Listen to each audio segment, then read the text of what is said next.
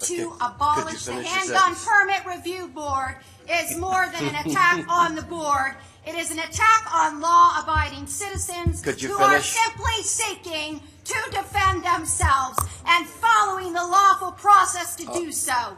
Marylanders seeking a handgun permit deserve. Well, that was the scene this morning before the Senate Executive Nominations Committee in Annapolis. It was in the joint hearing room, so this was streamed online.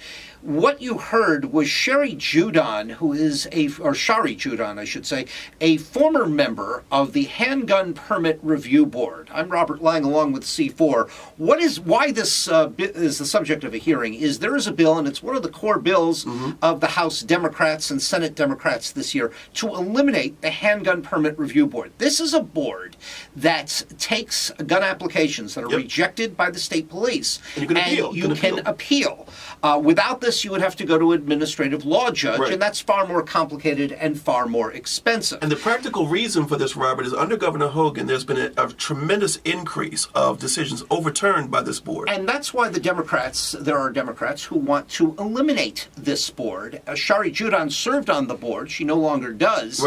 And felt that the board was being treated unfairly, not only by lawmakers, but by a Baltimore Sun editorial. And what happened was she was given a minute to speak. She ran over the minutes. Wouldn't stop.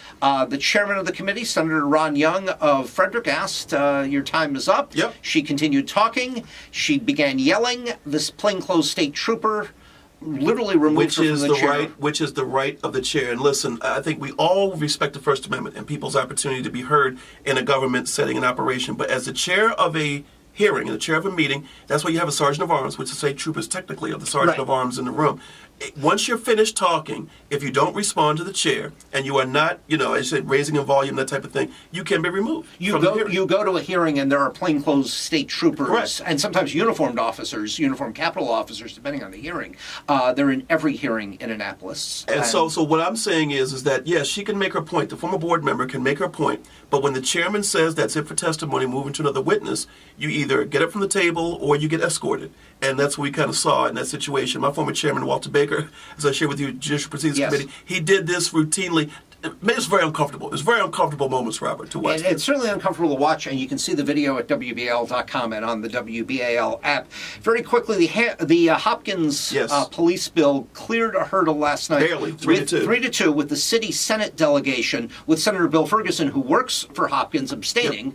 And so it now still has to be considered by the Judicial Proceedings Let's Committee. vote on today. They're voting on that today. And and we understand it's going to clear, and then it goes to the full Senate. Give me your thoughts. I think it's going to pass. The Senate. Mike Miller, the president, has already said the first day of session that this bill should be cleared. It should have been passed last year. The hurdle is going to be the House of Delegates, where I understand now Delegate Cheryl Glenn, the chair of the Baltimore City Delegates, is scheduling a vote on Tuesday for the city delegates. It's just for the city. Right, now, it passes the city delegates, it then goes to the full House of Delegates. But, Robert, so many people are just saying, why did it take this long? Why are we debating something when University of Pennsylvania, right down the road from us, private university, has a 125-member police force. University of Chicago, private university, has 80-member police force. I'm even going to list of private universities that have this. Should tell you, last month, after the House delegation had a hearing on this, a rather lengthy hearing, Delegate Kurt Anderson, still a member of the delegation, told our colleague WBL TV's David Collins that he felt there were enough votes to pass this but amend it. And this bill has already been amended considerably in the Senate. There are 3 different levels of oversight in this bill. There's millions of dollars. Body cameras are required on all these types of stuff. So it's been, we call it, Robert, Christmas tree to death with amendments. The question is, how soon before Hopkins can bring some measure of safety? As we're talking today, Robert, earlier today at Madison and Wolf at a 7-Eleven right near the hospital, there was an armed robbery at that 7-Eleven. So while we're debating this, violent crime is occurring around the facilities. And we'll leave it at that. The C4 show back on Monday, 9 to 1 on WBAL, News Radio 1090 and FM 101.5.